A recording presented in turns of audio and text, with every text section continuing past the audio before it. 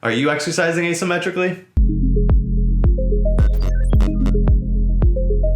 In my second year of college baseball, I suffered what ended up being a career-ending injury. During a fall practice, we were making long throws out from the outfield all the way to the home plate, which were very lengthy throws that put a lot of stress and torque on the arm when making the throws. On top of that, it was like November, 40 degrees out, pretty cold, and my body wasn't even fully warmed up. Then all of a sudden on one of these throws, I felt the ligament in my elbow tear. It wasn't painful, but I was definitely worried about it, and then one MRI later confirmed that I had torn my ulnar collateral ligament. It's a pretty common baseball injury, and surgery usually fixes it, but the timetable to return is usually about a year, so it's a pretty long road to recovery. So I ended up getting the surgery shortly after tearing it, and what they did is they took a ligament from my leg and they actually replaced the torn ligament in my elbow. Kind of weird, but also pretty cool.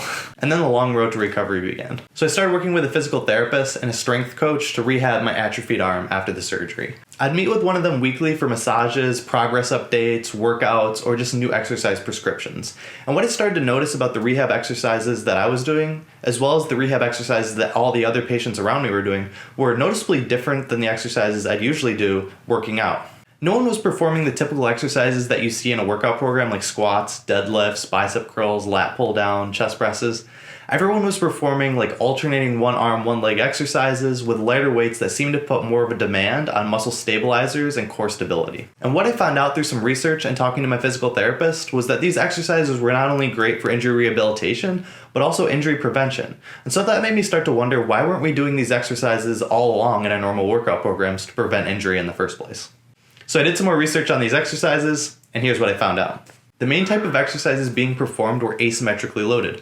What this means is that there's an unequal weight or resistance on one side of the body compared to the other. For example, in a dumbbell deadlift, instead of lifting equal weight in each arm off the ground, you would just load it on one side and lift weight off of one side. And these asymmetrically loaded exercises are great for rehabilitation. This is because usually you've injured one arm, one leg, one side of the body, and it's not as strong as the other side. Therefore, loading the injured arm or leg with less weight or resistance than the healthy one makes sense until those muscles have time to catch up with the healthy one and balance out. But there are a lot more benefits to these asymmetrical exercises than meets the eye, and that's what I'll discuss soon. But the second type of exercises I noticed being performed a lot were unilateral exercises. These unilateral exercises had a lot in common with asymmetrical exercises, but they only worked one side of the body at a time. For example, instead of performing a standard two-legged deadlift, which is a bilateral exercise, you're using the right and the left equally, a one-legged exercise is a unilateral exercise where you're only working one side of the body at a time. By training just one side of the body at a time, you recruit a lot more muscles during the exercise to stabilize and balance the body. In the deadlift example, you're not only lifting weight off the floor, working on strength, but you're also balancing and working on resisting rotation of the torso. And these were two things, maintaining balance and resisting rotation of the torso, that weren't involved in the bilateral two-legged deadlift example. And these exercises made a lot of sense for rehabilitation too. By training the stabilization and supporting muscles, you reduce the amount of demand placed on the injured tissue, thus reducing the risk of injury. But again, there are a lot more benefits to these unilateral exercises outside of rehabilitation that can be gained through regular workout programs. These are the 4 benefits I've found to asymmetrically loaded or unilateral exercises. 1. Increased balance. A lot of times these unilateral exercises place the body in a less stable position, such as a one-leg deadlift, one-leg squat, maybe a one-arm shoulder press, and it requires more from the body to balance and maintain stability. But increasing our balance is something we should all be working towards. Not only can it help out with athletics, but it can also help prevent falls, which is the leading cause of injury for people 65 and older. And it's becoming increasingly common for people 50 and older that are also obese. 2. Increased stability. These exercises place a lot more demand on the supporting and stabilizing muscles to complete these exercises. Strengthening our supporting and stabilizer muscles helps us stand and move with a lot better posture, thus reducing the chances for tissue degeneration, low back pain, and even low self-confidence. 3. Improved muscle symmetry. These exercises eliminate the possibility for the dominant side of the body to take over, thus working each side of the body equally. For example, if you're doing a barbell chest press, you might have a stronger arm that's doing more of the work and the opposite arm is just lagging behind. But by performing these asymmetrically loaded or unilateral exercises for, say, a single arm dumbbell press at a time, you can make sure that the dominant side isn't taking over for that other side. And by improving our muscle symmetry, we're reducing muscle imbalances, which is the leading cause for injury. 4. Improve functional strength.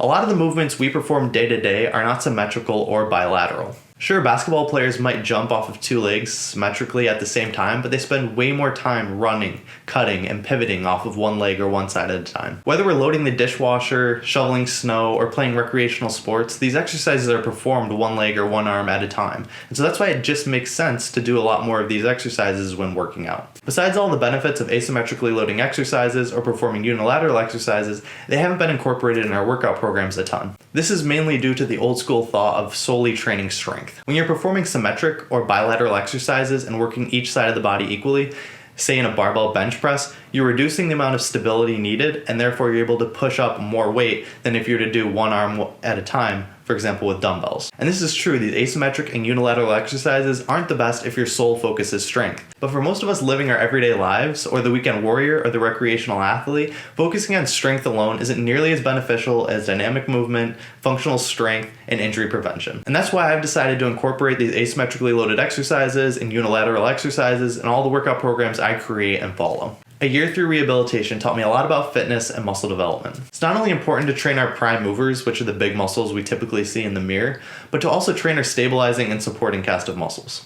These asymmetrically loaded or unilateral exercises are going to help us increase our stability, increase our balance, decrease our risk of injury, and increase our functional strength. And that's why I rely heavily on these exercises for my workouts, to put my body in the best position for health and happiness. I appreciate you guys watching till the end of the video. If you liked it, activate that like button. If you have any questions, drop them in the comments below. And if you want to see more videos like this, subscribe to my channel. Thanks again, and I'll see you guys next week.